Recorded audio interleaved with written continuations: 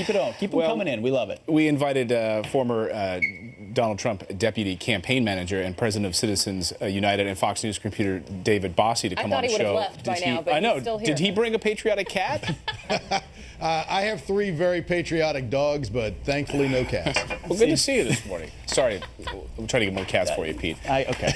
Well, sorry, hey, Pete. Sorry, Pete. Sorry, Dave. Well, all those photos we just got came from social media, a tool that the president has used to great effect. He used it during the campaign to great effect. Well, of course, this past week, quite a bit of a scandal and backlash when the president was taking on Morning Joe. But yesterday, he came out resiliently and said, "Look, I'm going to stick to social media." He tweeted this: "The fake and fraudulent news media is working hard to convince Republicans and others that I should not use social media. But remember, I won the 2016 election with interviews, speeches, and social media. I had to beat fake news and did.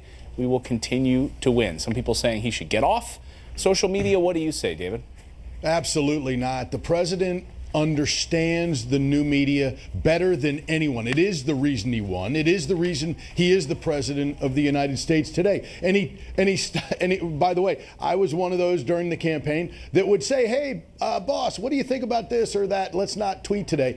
And you know what? He always had the right instincts. He understands, and it's really, he uses it for one reason: to bypass the liberal media, which has become an arm of the Democratic Party, and speak directly to the American people. And it worked during the campaign, and it's going to continue to work. That's what happens when you elect a change agent. They come here and they disrupt the status quo. And in this parlance, the status quo is that the mainstream media is just cozy in bed in Washington, D.C. with the politicians on both sides of the aisle. And when a politician as powerful as the president disrupts that, it's something that they will never accept, and it's one of the reasons that you see, unfortunately, lowlifes like Carl Bernstein saying what he's saying. Well, David, I'm curious. You just said that, and this is fascinating, kind of pulling the wool back on the campaign a little bit.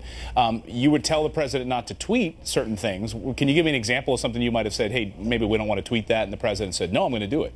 Yeah, I don't kiss and tell. Thanks. I appreciate that. Appreciate the offer. Smart man. Yeah, it does make you wonder, though. And, you have the critics now saying, fine, you could tweet what you want on the campaign trail. That was the time and place. But now you are commander-in-chief. It's a different time. You have a different title.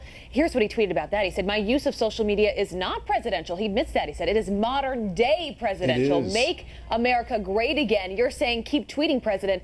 Is there something to be said about what he tweets? Because I think you could say all you want about the media, because everyone here, I think, agrees there's been a bias. But when it comes to maybe a tweet about a woman in blood, is that where you say maybe not so much, Mr. President?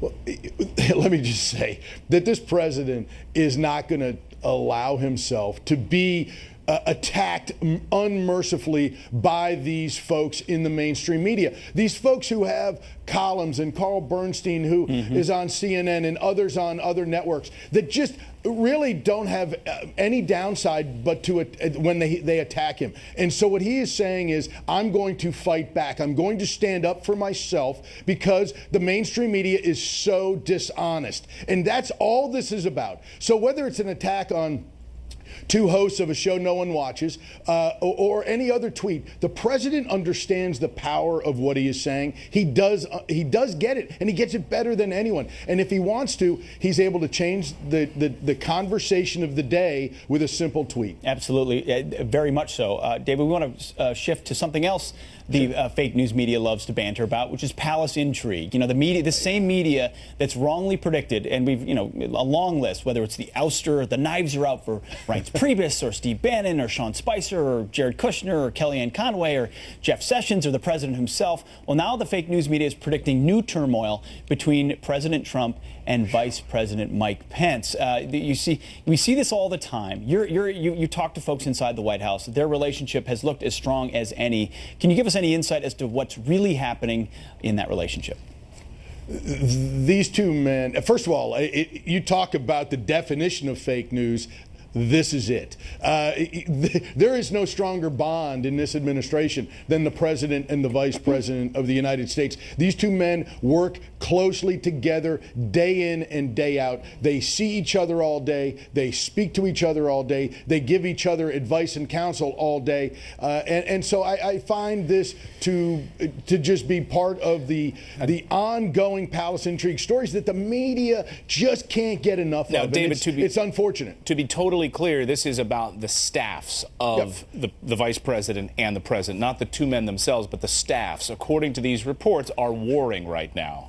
Yeah, that's like an MTV reality show. Okay. If you know the staffs, these folks worked hard. A lot of these folks that work on Vice President Pence's staff worked on the campaign with us.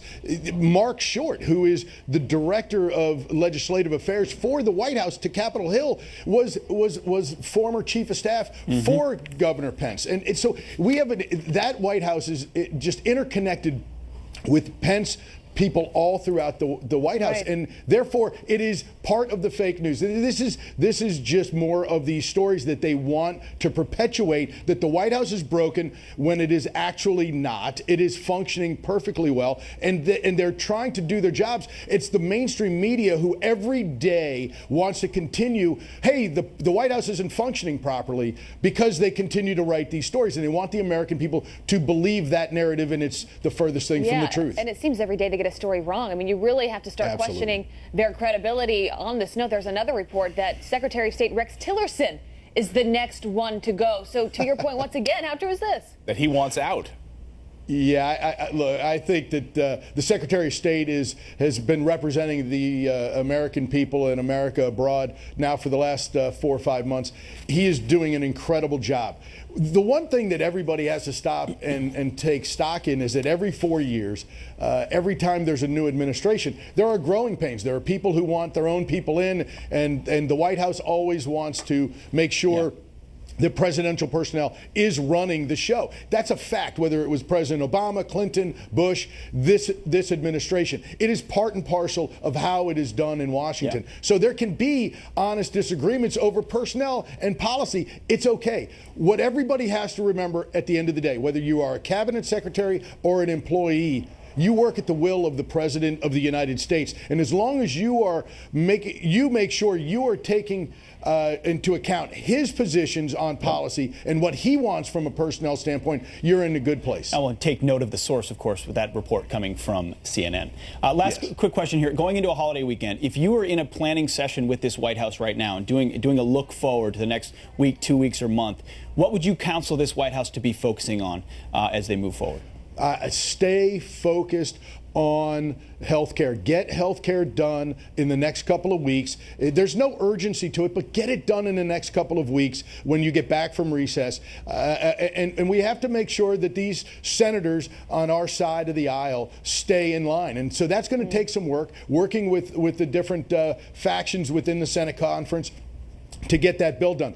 But by doing that, you can pivot directly to tax reform, not just some tax rate cuts, but actual tax reform, simplifying the code and taking care of deductions and taking care of some middle class tax efforts that will actually help the middle class of America for the first time in a long time. Well, that's some great advice. David Bossie, always good having you. Have a great holiday. And for my money, Thanks. David, more tweets. More tweets. Thank you. Thanks, Dave.